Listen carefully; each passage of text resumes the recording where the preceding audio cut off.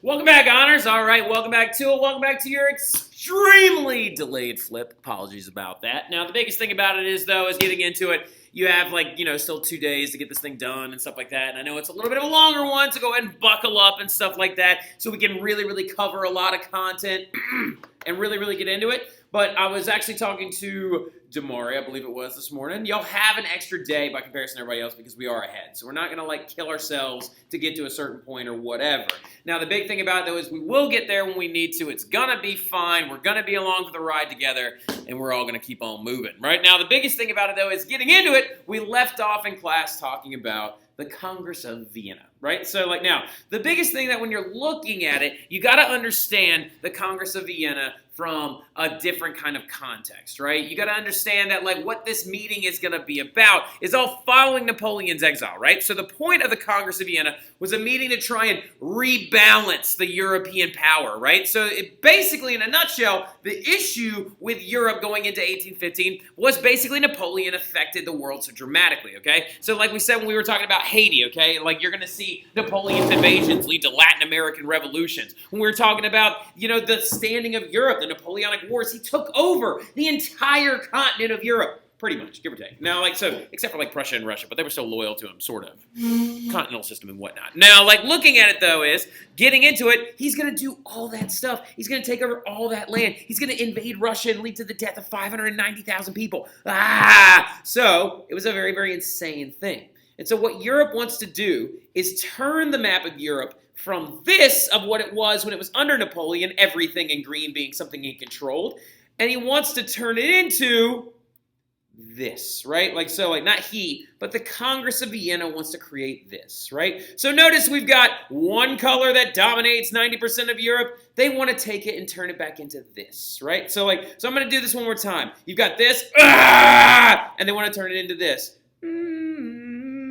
That's why literally this was called the Concert of Europe, right? The Concert of Europe as in everything having its place. And the flutes being over there, and the clarinets being over there, and the tubas being over there. And a concert flows evenly and has a conductor up front. We'll talk about that conductor here in a minute. He's actually a very important figure. And it's going like this and going like this. And it's a very flowy, nice ensemble piece of everything being put together. So the goal of the powers within Europe after the fall of Napoleon is to try and rebalance all of that power, right? They want to create this, where Russia, Prussia, the Austrians, and also the British are actually going to have more power in this area than anybody else. Because what Napoleon did is he created a lot of chaos, right? Look, the Holy Roman Empire, not there anymore. He got rid of it completely. You got French people living over German people, right? Ruling over Germanic people. And Germans are you're not German, get away from me, right?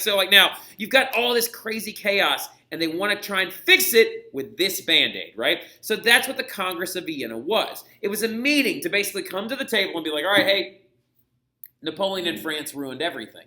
So let's chop this back up again and rebalance that power out, right? So going into it, they want to split up what Napoleon took and give control over most of Europe to Great Britain, Russia, Austria, and Prussia. Now, Prussia is one that you haven't heard of before, okay? Prussia is baby Germany. Maybe go ahead and put that in parentheses next to it, right? Prussia is baby Germany, right? It's little infant Germany. It's Germany before it's Germany. Basically what it is, do you remember when we talked about the Holy Roman Empire and its princes and the principalities, those same people that kept Martin Luther safe during the Reformation from being attacked by Catholic rulers and stuff? So those principalities within Europe, or within the Holy Roman Empire, were actually controlled and ruled over by princes, right? Well, Prussia was the biggest principality out of all of them, right? The largest and most dominant principality over all of them. They had a king, right? It was the Hohenzollern family that ruled over Prussia for several hundred years. And the thing about it is, though, is Russia, Austria, and Prussia at this point were considered very conservative, okay? Now, some of you are my mom and dad said our Uncle Jeff is conservative. All right, well, look, check this out. I don't mean conservative like that, okay? Well, I do kind of, but in a different sense. So in the 1800s, conservative looked very different from what it looks like now. Remember when we put the chart up there and I said, who would like this? Who would like that? And y'all were just killing it. And Damari hit me with that one last answer. Y'all ended up getting an extra point on your test going forward, right? So the thing you need to understand is that there are going to be these new isms that pop up, right? We had it up on the board. We had conservatism, and we had classical liberalism and socialism, right? And we had this spectrum chart with the left and the right and all this other stuff. So let's go ahead and start talking about these people, these isms, and what they directly represent, okay? So getting into it a little bit, conservatives are going to be the very first ones we talk about. In a nutshell, before we even go over them, the conservatives are like your old feudal lords, right? Your lords, your barons, your dukes, your earls, the guys that have been around for a really long time, own tons of land, and they are like basically a part of the monarchical system or a part of the monarchy, right? Now, the big thing that they want to do in the long run, conservatives anyway, is they want to restore monarchies, right? So a good example of the conservatives coming to the table at the Congress of Vienna, one of the biggest goals they wanted following this meeting was like, all right, no more of this liberal constitution, like a legislative branch nonsense. We want a return of the Bourbon monarchy, right? So they are in favor of absolutism, right? And they actually do this in France. They reinstall Louis XVI's brother as Louis XVIII, right? Like, so they actually bring the monarchy back in France after they get rid of Napoleon for the second time, right? So even though ironically enough, Napoleon was a monarch himself, but don't get me started. Now, they want to also suppress any new revolutions that could pop up. New ideas freak the conservatives of Europe out, okay? They love all these old things. They love feudalism. They love the manor system. They want to prevent or destroy any liberal constitutions. I don't think I have that on there, right? I don't have that on there. So, oh wait, jot that down, okay? Like, so they like feudalism, and they like the manor system, and they like how serfs are at the bottom, and they can be economically enslaved. Way to go, guys. So, now, anyway, they want to prevent or destroy any liberal constitutions. And we've talked about liberal constitutions in this class before. We've talked about the Magna Carta.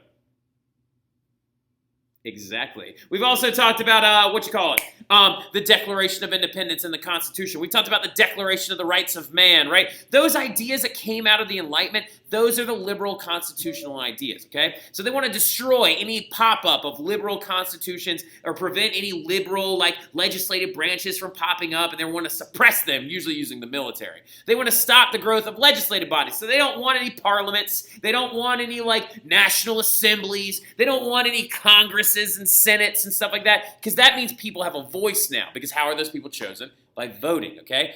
Speaking of voting, they want little to absolutely no suffrage if possible. Suffrage is someone's right to vote. Why would a conservative during this time period not like people voting? Because they don't like the power being outside of the upper crust of society. They don't like any kind of power sitting in the hands of the middle class or the industrial workers by this point, right?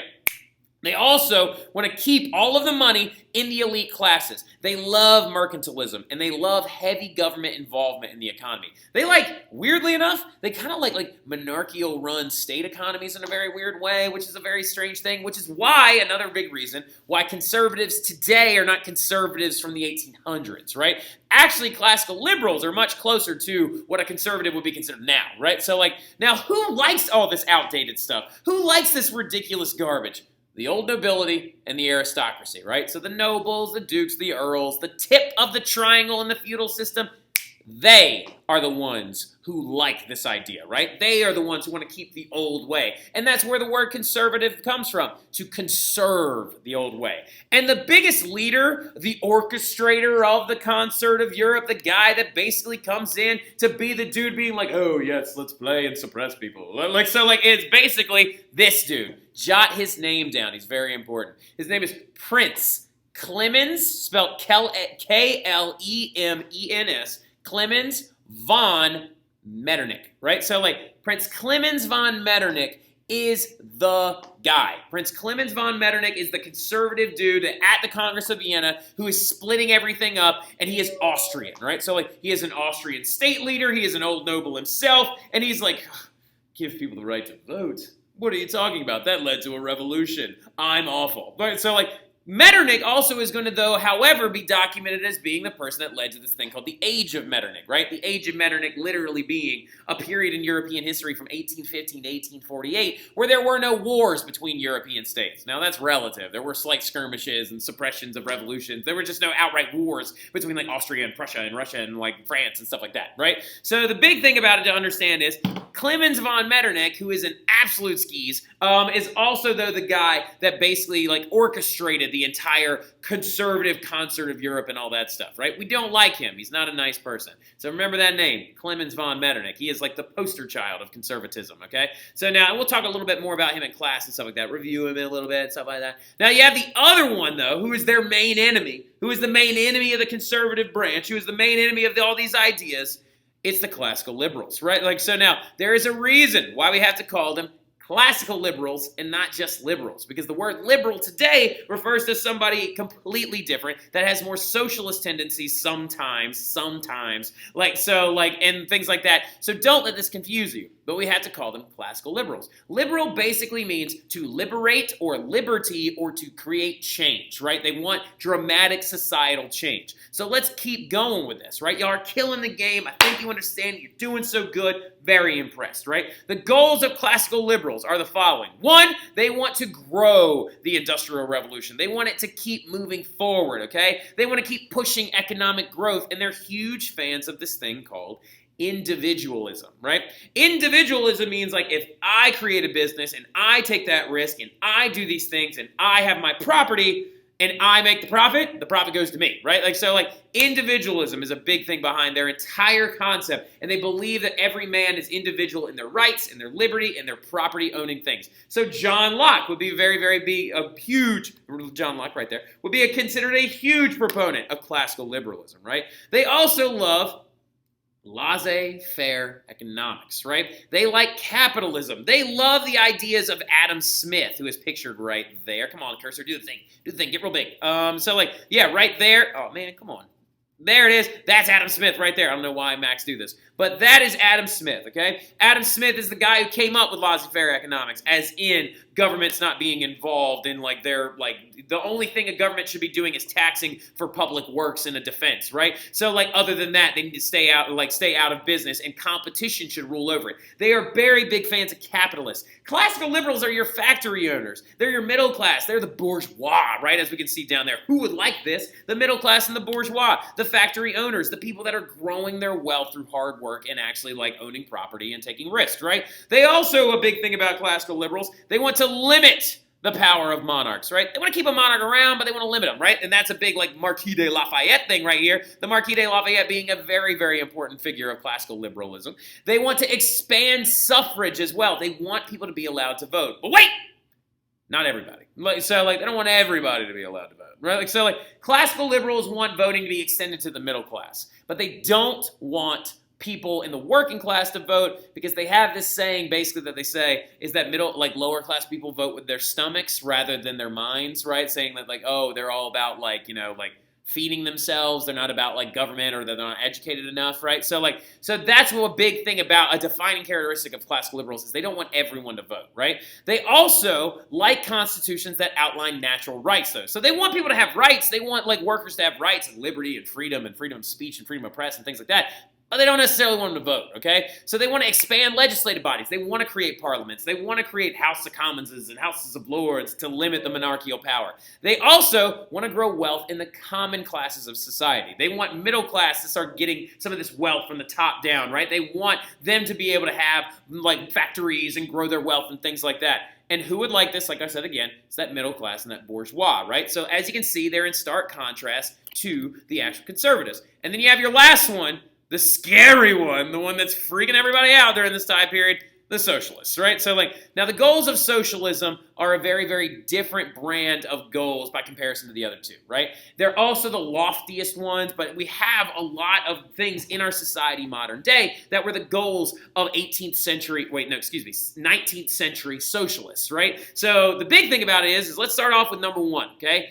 They believe that individualism is a bad thing. They think the idea of competition and capitalism is going to lead to the man turning against another man and creating resentment in society, and it's going to lead to working men who should have no strife between them because they're workers, like, actually trying to compete with each other and basically like, I want the money and you stay down there. Like, so they want to actually move towards collectivism, right? Literally, there were some socialists during the 1800s that actually proposed smaller communities, right? They were like, look, cities are too big. So, like, that's Jean-Jacques Rousseau right there, right? We believe that he's like a proto-socialist. And he said this in a very famous book called Emile, where he was like, in his book called The Social Contract, he said, man is born free, but everywhere he is in chains, right? Like, so basically saying society corrupts individuals, that we should be living out in the woods on our own skis and only be like actually necessarily living in smaller communities. He actually used Native Americans that actually try and drive this point home, saying, well, those tribal societies were living in peace and harmony for hundreds, if not thousands of years, and then we make buildings and steam engines and now we hate each other, right? Like, so like now,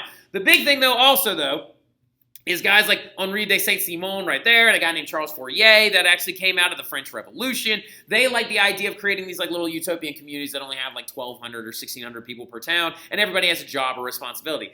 That's collectivism, right? Not competing with each other in individual capitalism, but collectivizing in a socialist community, right? So now the other big thing that they want is universal suffrage. They want everyone to be allowed to vote, right? Everybody. If you exist in society, you should be allowed to help choose your representatives, okay? So this does end up biting them in the butt a little bit later on, because a lot of times poor people don't know who to vote for because they don't, like, we'll get there. Now, like, so going into it though, okay, they also want no more kings. They want to abolish monarchies completely. They think monarchies represent the old way of doing things, and they also think that monarchies represent like the old feudal system and stuff like that. So no more of that. They also want a planned economy. In the sense, what a planned economy is they want to create price caps on certain things, right? They want to make sure that you can't charge people out the yin-yang for bread, right? They want to make sure that everybody has a certain cap on a certain price, okay? So they don't want any competition. They want no capitalism. Well, not no capitalism completely, but they want to get rid of most of it, right? Like, so like they want to get rid of it in the, like, essential things like farming, and they want to get rid of it essential things like certain goods that people can't live without, right? They also, like natural rights, accept property because they want to have limited to no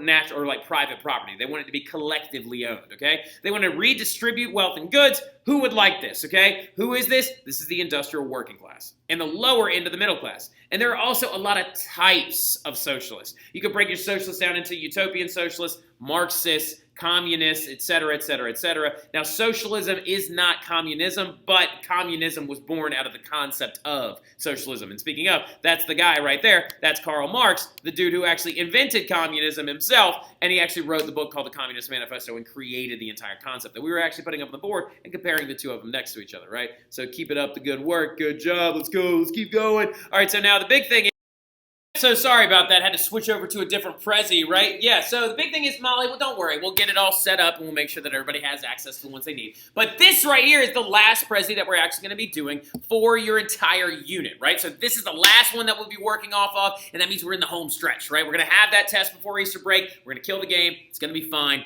I believe in you guys. But let's get into this whole age of Metternich, quote unquote, this age of peace in Europe, quote unquote, which is not even really an age of peace at all, right? So what we're talking about now is we're going to be focusing on the time period of about 1815 to about 1848, right? This age of Metternich is what we're going to be looking at. This age of time where countries aren't fighting countries, you know, they're just shooting people that are having protests inside their own countries, right? So it would be like, instead of Russia fighting Prussia, Russia's just shooting its own people for demanding liberal constitutions and voting rights. Why are we not surprised? Like, now, anyway, so not going against like those people, but I'm just saying in the 1800s, I'm not surprised. Like, so now look, so the big thing you need to understand is, so Europe, how you been? How you been since Napoleon left? I really wanted to check in on you, see how you're doing, right? Well, a lot of it depends on who you ask, right? So, like, if you ask the conservatives who are currently in power, they're going to give you one answer. If you ask the middle class, like, that are actually growing the industrial, like, factory class, the industrial middle class, they're going to give you a different answer. If you ask the industrial working class, they're going to give you a very aggressive, I'm hungry answer. But we're going to talk about that here in a second, right? So it depends on who you ask, though. But you have to understand that industrialism has been sweeping through the continent in this entire time period, right? So after the fallout of Napoleon and his banishment, from 1815 to 1848, you're beginning to see the expansion of the Industrial Revolution, and it's sweeping into the continent, right? So now no more is Britain going to be the only place that has factories and industrialism and stuff like that. We're now going to see the growth of it going through the continent, through different places like France and Prussia and Austria and things like that, okay? So industrialism is growing, and we're moving from that old agrarian society where you used to literally grow what you ate and made what you needed, and we're moving to something completely different, right? We're now moving into a factory working class society, right? As focusing in on this British iron working factory, as you can see right here, an iron smelting factory. You can actually see, this is really cool, you can actually see the steam engine in the back, right? Like, so, like, see the steam engine back there? That is literally how it would, like, power the entire factory and stuff. So cool. Now, like, so the biggest thing about it, though, is you now have people focusing in on cities, right? Like, people are moving into cities. Urban communities are growing larger and grosser and nastier, and you have, like, basically in the long run, you've got people with no sewage systems and pollution, and you've got the negatives of the Industrial Revolution really starting to take over. And also, on top of everything else, you also got people kind of like bumping into each other, right? You've got people living on top of each other. The industrial middle class is now interacting with the socialist working class, right? They're seeing each other. They work for each other. They're like actually like communicating with each other. All the while, most of the conservatives don't even live in the cities. Most of them live on landed estates in the like outside of the cities,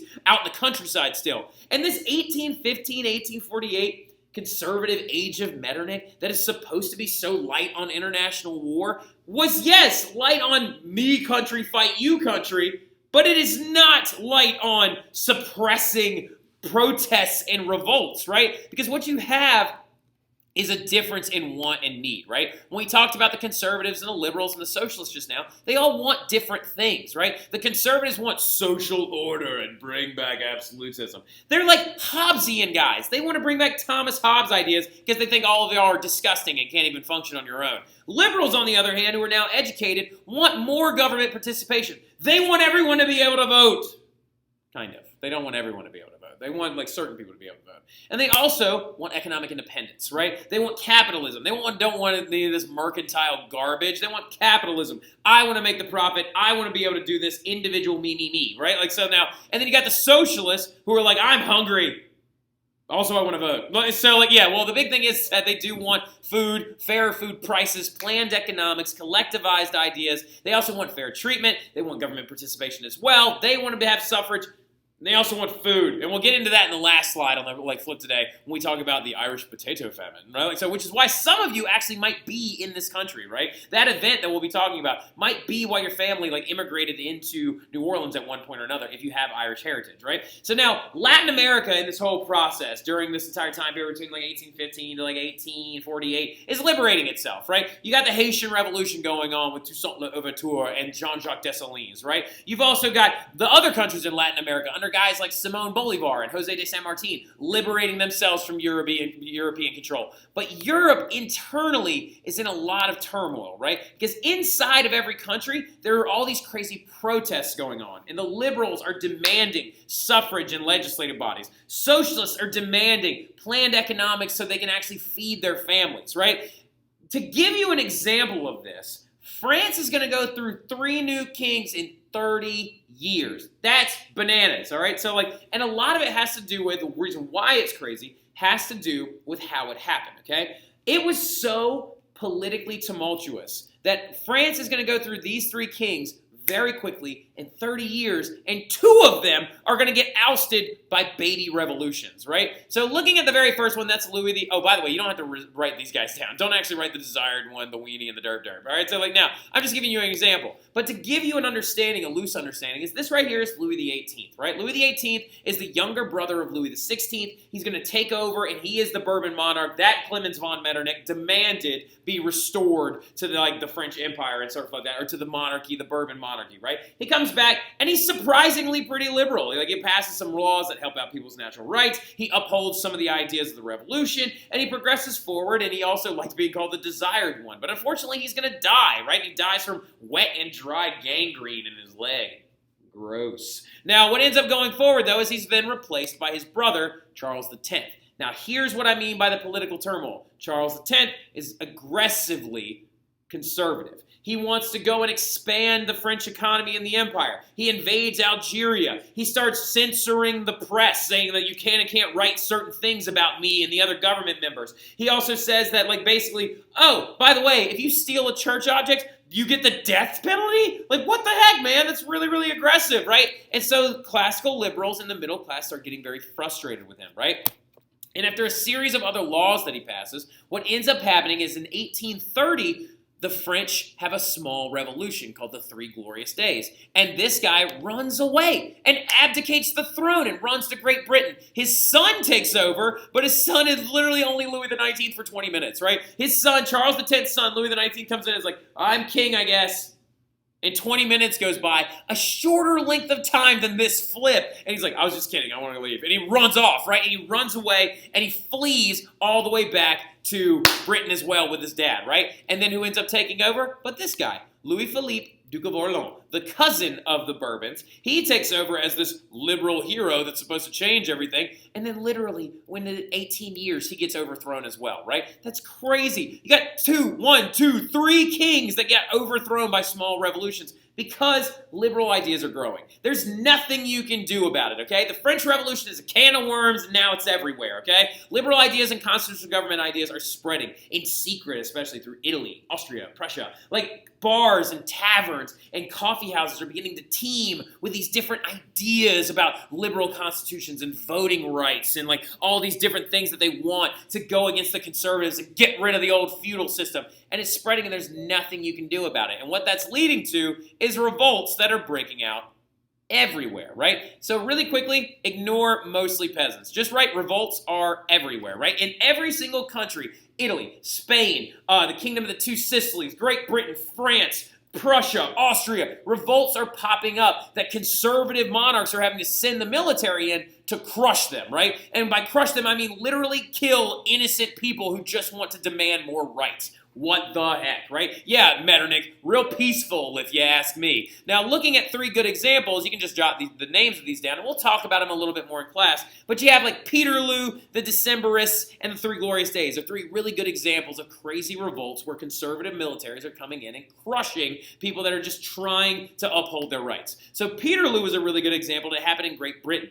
A bunch of middle-class liberals met up at St. Peter's Field in Manchester, England. Thousands of them showed up, and they demanded things like liberal constitutions, more and increased suffrage, better voting rights, other like different like non-regulations on their businesses. They showed up and just had a peaceful protest where they were all in a field. And then the monarchy, the conservative monarchy, sent the cavalry in to literally kill people. The cavalry came in, and the very first person that died in Peterloo was a child, a 2-year-old that got knocked out of his mother's hands and then ended up dead on the street being trampled by a horse. As you can see right here, there's a man being trampled underfoot by the cavalry and being killed by the conservative military just because they had a protest that wasn't hurting anybody, right? Demanding new rights. The Decembrists was another big one. This one happened in Russia, where there was this big confusion about these 2 brothers that were supposed to take over as czar. One was really liberal, the other one's crazy conservative, but the liberal one that was supposed to take over, named Constantine, was just like, nah,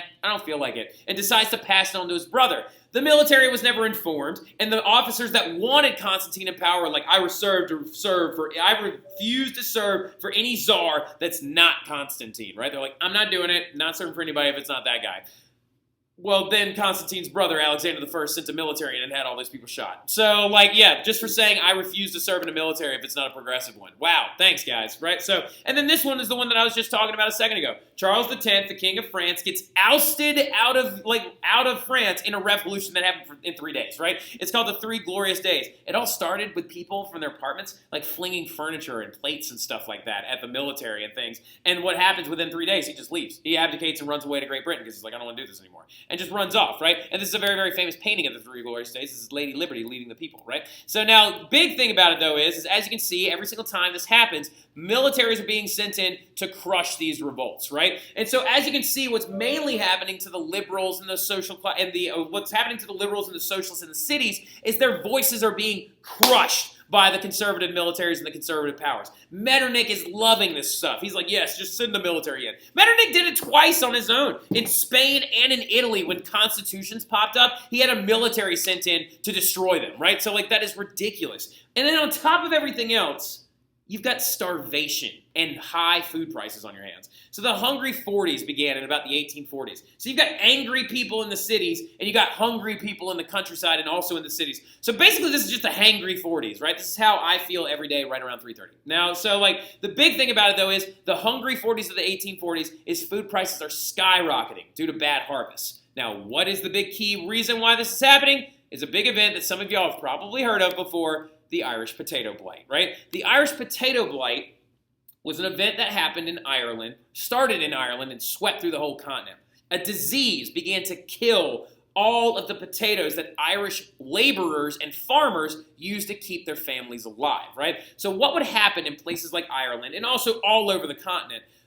Poor people were given a potato to eat while they farmed other things, right? Why? Because one, population is growing. Two, potatoes are calorie dense, so they can actually help out people and really, really keep them alive for a longer period of time. And three, they're very easy to grow. All you need to grow another potato is 1 square inch of another potato. You stick it in the dirt, and that square inch grows 2 pounds of potatoes, right? So while you can feed your poor people while they farm all the good stuff, like the bread and the food and the other things for everybody else, the rich people, what happens, though, if a disease comes through? That's the issue. They all grew one type of potato. So this is called a monoculture. It's called the common brown potato, right?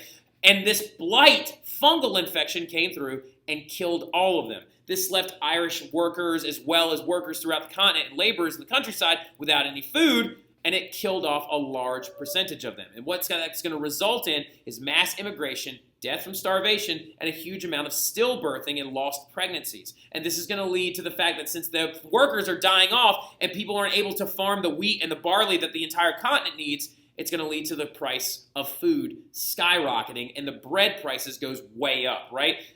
This is going to lead to even more craziness and more violent turmoil, but we'll talk about that stuff a little bit more when I see y'all in class on Wednesday. Y'all have a good one.